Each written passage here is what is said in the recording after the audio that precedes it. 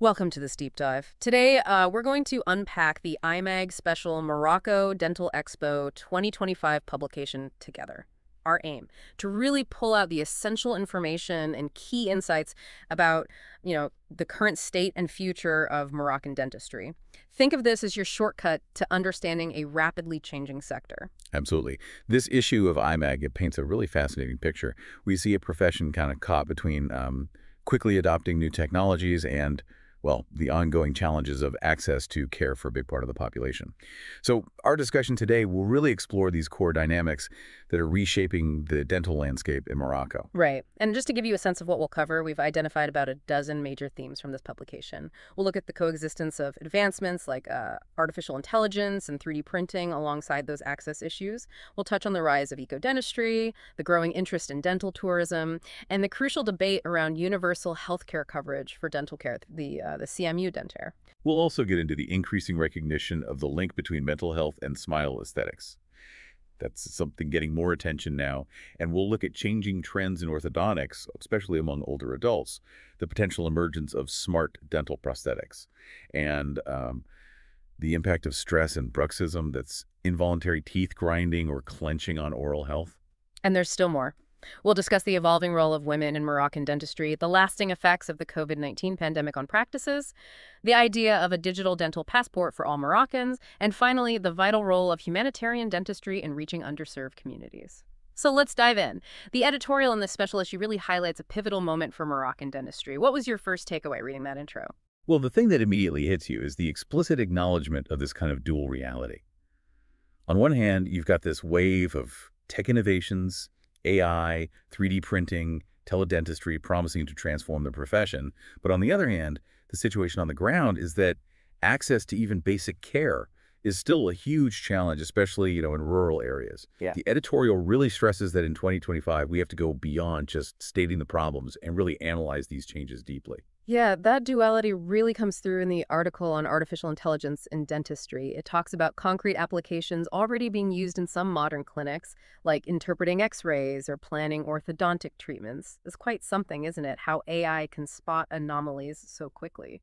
What's really interesting there is the potential for AI to sort of support the practitioner, to free them up, to focus more on the human side of care.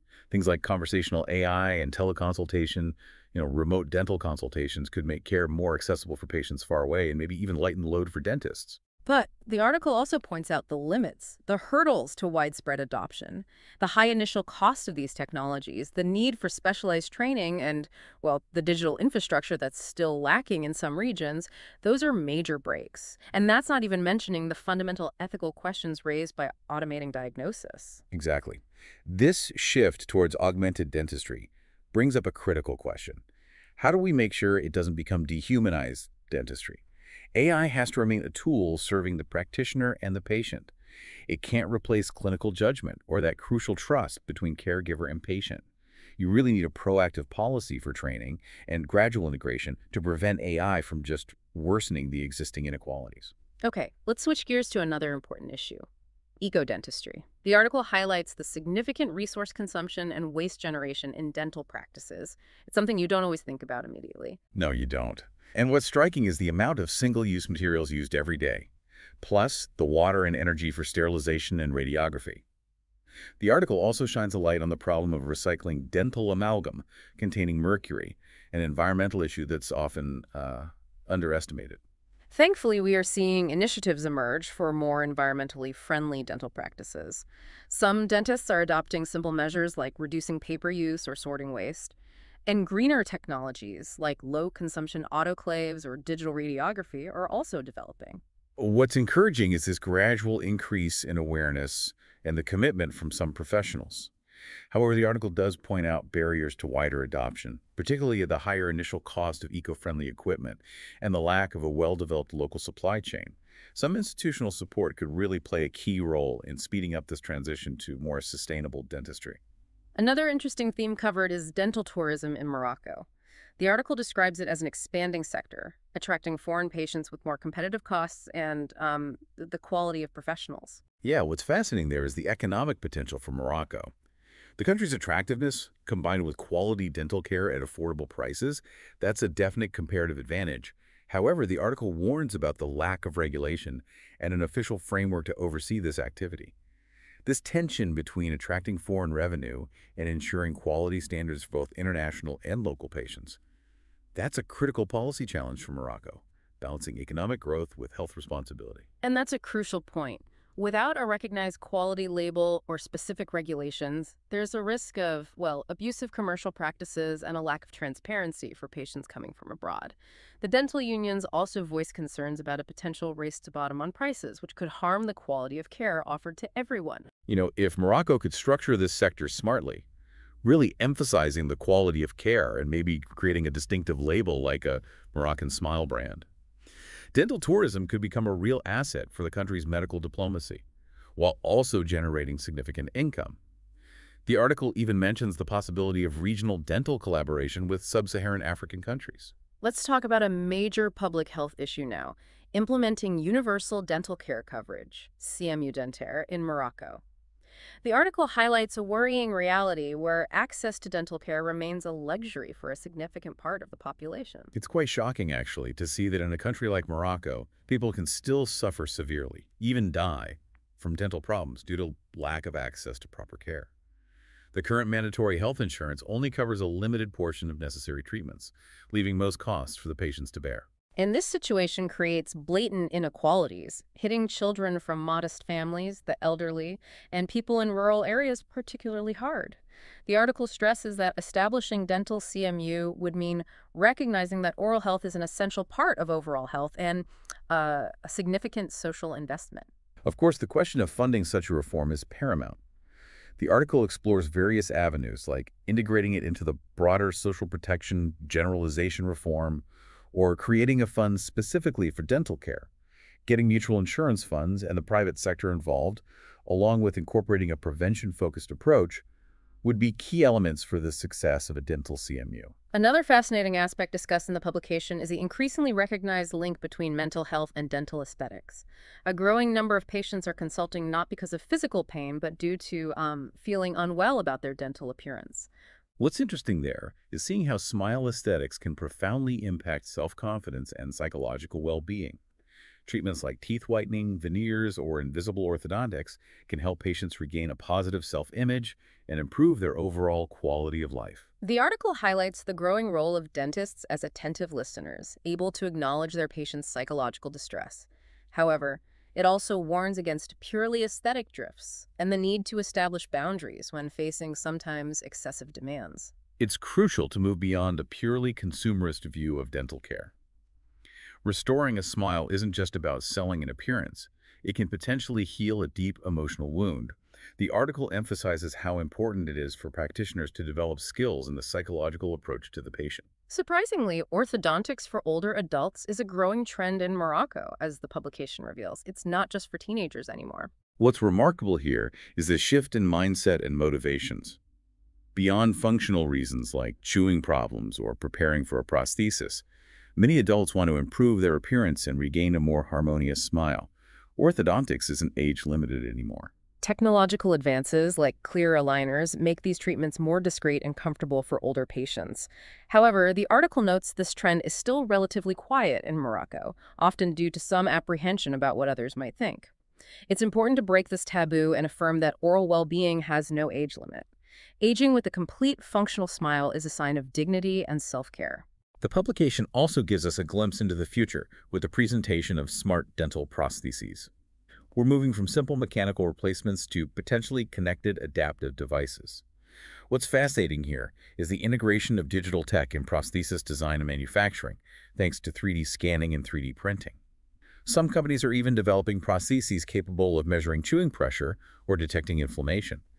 And 3D printing holds potential for improving accessibility by allowing local, possibly lower-cost production.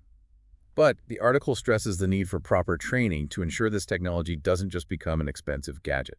A modern ailment, bruxism, is also covered. This involuntary grinding or clenching of teeth is increasingly seen as a physical manifestation of stress. What's concerning is the rise in bruxism cases, even among young adults with no prior history. The post-COVID context and digital hyperconnectivity seem to be amplifying this disorder. The article even mentions a statistical correlation between high screen time and increased bruxism in adolescents. The main challenge is that bruxism is often unconscious, so patients discover the damage too late. The practitioner's role is crucial in early detection and fitting protective mouthguards. However, the article insists on the need for a multidisciplinary approach, including stress management and sleep hygiene. Bringing back the smile also means learning to release tension, both literally and figuratively. More and more dentists in Morocco are integrating this psychological dimension into their practice. The role of women in Moroccan dentistry is another prominent point in this publication. They are increasingly numerous and skilled, but inequalities persist. What's encouraging is the rapid feminization of the profession. Nearly 60% of recent dental surgery graduates are now women. However, this feminization isn't yet fully reflected in leadership positions or within regulatory bodies. Private practice, which is very common, demands total availability, which can be hard to reconcile with family responsibilities that still fall mainly on women. Despite this, a new generation of women dentists is emerging, determined to change things. It's essential to move from mere presence to full recognition of women in the profession by implementing mentorship programs, female leadership training, and better consideration of work-life balance. The article raises a relevant question about the low representation of women heading dental faculties in Morocco. The COVID-19 pandemic permanently transformed dental practices, and the publication explores these changes. Stronger hygiene measures and accelerated digitalization are among the most visible consequences. What's striking is the increased professionalization of hygiene protocols, now standardized and often demanded by patients. Teledentistry and digital tools also saw considerable growth, improving access to care, especially in rural areas. The pandemic also made patients more aware of the importance of oral health and changed the caregiver-patient relationship, with increased demand for transparency and listening. However, these changes came at a cost for practices, and structural support might be needed to help them adapt continuously. One important lesson from the pandemic is the awareness of risks related to dental aerosols, opening new research avenues for low-emission treatment instruments. Finally, the publication touches on the idea of a digital oral health passport for every Moroccan. It might seem a distant vision, but it's an appealing idea for improving traceability and care coordination. What's promising here is the potential for such a system to centralize care history, facilitate treatment follow-up, and strengthen prevention initiatives. It could also promote better inclusion of populations in remote areas through teledentistry. Of course, implementing such a system poses considerable challenges regarding data standardization, privacy protection, and training healthcare professionals. However, Morocco has already made significant strides in digitalizing the health sector, and extending this to dentistry would be notable progress. A digital dental passport will never replace the essential human contact between patient and practitioner, but it could streamline the care pathway and modernize oral healthcare management in Morocco. One last crucial point addressed is humanitarian dentistry. Faced with inequalities in access to care, remarkable initiatives are carried out by dentists, associations, and students for the most vulnerable communities. What's admirable here is the commitment of these professionals providing essential care in regions where access is extremely limited. The conditions encountered are often severe, and the impact of these humanitarian missions is immense, going far beyond simple dental treatment to strengthen the social fabric.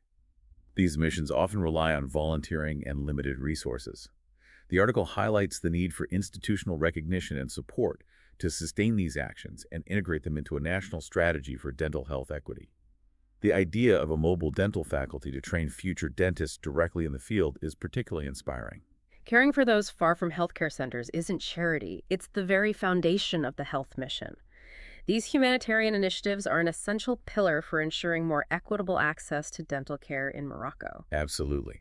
This deep dive into the current state and future prospects of Moroccan dentistry, seen through the lens of this special publication, has been truly fascinating. It's clear this is a dynamic sector facing major challenges, but also holding immense potential for innovation and improving access to care for everyone. Right. So, thinking about the potential of technologies like AI and digital records to bridge existing gaps, what other unexpected intersections might we see shaping the future of healthcare both in Morocco and globally? And, what role might individual awareness and demand play in driving these systemic changes? Something to think about.